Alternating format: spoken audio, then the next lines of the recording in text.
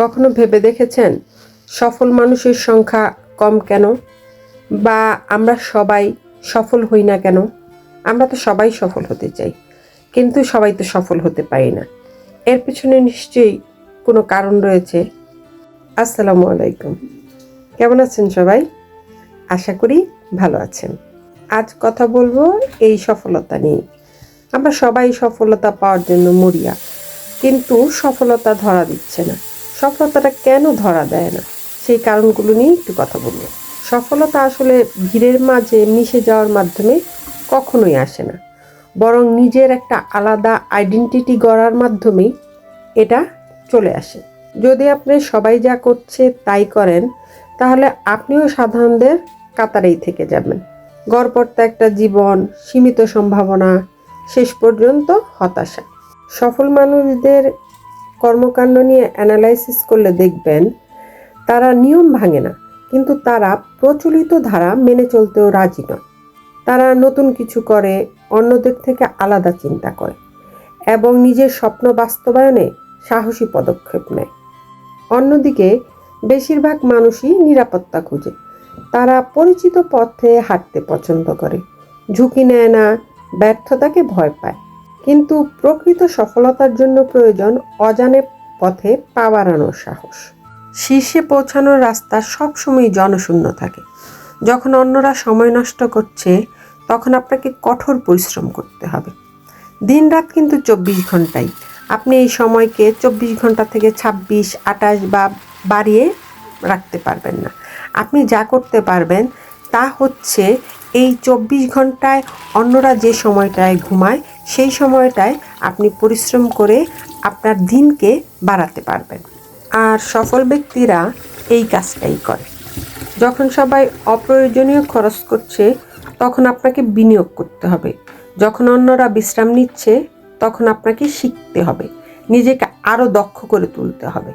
সফলতা তাদের হাতেই যায় যারা প্রয়োজনে সব রকমের ত্যাগ স্বীকার করতে প্রস্তুত থাকে।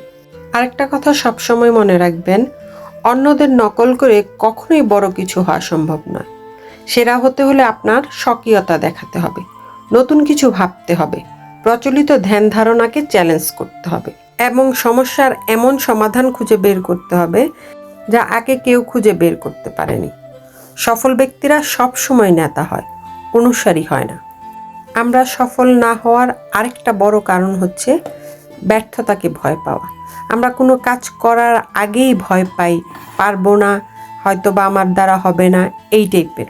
সাধারণ মানুষ ব্যর্থতাকে ভয় পায়, তাই তারা ছোট ছোট চিন্তা করে, ছোট ছোট স্বপ্ন দেখে এবং জীবনের সম্ভাবনাকে সব সময় সীমাবদ্ধ করে রাখে। কিন্তু যারা সত্যিকারের অর্থে সফল, তারা জানে ব্যর্থতা হলো শেখার সুযোগ আর এগিয়ে যাওয়ার সিঁড়ি। প্রতিটি ব্যর্থতা আপনাকে আরও শক্তিশালী করে, যদি আপনি সেখান থেকে শিক্ষা নিতে পারেন। আরেকটি গুরুত্বপূর্ণ বিষয় হলো, সেফ জোনে থেকে সফল হওয়া যায় না। হয়তো বা আপনি মাঝারি সাফল্য পেতে পারেন, কিন্তু অসাধারণ হতে হলে আপনাকে ঝুঁকি নিতেই হবে। বড় বিজয় আসে সাহসী সিদ্ধান্তের মাধ্যমে। একটি ধরেন নতুন উদ্যোগ নিলেন, আপনি কোথাও বিনিয়োগ করলেন বা এমন কিছু করা যা অন্যরা করতে ভয় পায়। যারা সবসময় গ্যারান্টির অপেক্ষায় বসে থাকে, তারা কখনোই নিজের ভাগ্য তৈরি করতে পারে না, সেই গতানুগতিক একটা জীবনযাপন করে। আরেকটি খুবই গুরুত্বপূর্ণ বিষয়, সেটি হচ্ছে পরিবেশ আপনার সাফল্য নির্ধারণ করে। আপনি কাদের সাথে মিশছেন, কাদের সাথে সময় কাটাচ্ছেন, তা আপনার ভবিষ্যৎ নির্ধারণ করবে। আপনি যদি এমন একটা সার্কেলের সাথে মিশেন যে সবসময় বড় স্বপ্ন দেখে, পরিশ্রম করে, উন্নতির জন্য আত্মনিয়োগ করে, তাহলে আপনি এগিয়ে যাবেন নিশ্চিত। কিন্তু আপনি যদি মাঝারি মানের মানুষের সাথে মিশেন বা গ্যারান্টি চায় সবসময় এই টাইপের মানুষের সাথে মিশেন, তাহলে তারা আপনাকে অবশ্যই পিছিয়ে দিবে। এই গ্রুপের সাথে মিশে আপনি কখনোই উন্নতি করতে পারবেন না। অপ্রিয় হলেও সত্য কি জানেন, বেশিরভাগ মানুষই কিন্তু সফল হতে পারবে না। তারা পর্যাপ্ত ধৈর্য, কঠোর পরিশ্রম বা আত্মনিয়ন্ত্রণের অভাবেই পিছিয়ে পড়ে। তাই আপনি যদি নিজের একটা আইডেন্টিটি চান বা অন্যদের থেকে ব্যতিক্রম কিছু হতে চান, তাহলে আপনাকে অবশ্যই ব্যতিক্রম কোনো কাজ করতে হবে।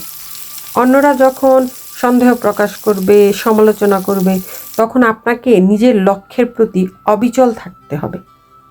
ভিড়ের সঙ্গে হাঁটলে কখনোই আলাদা হতে পারবেন না।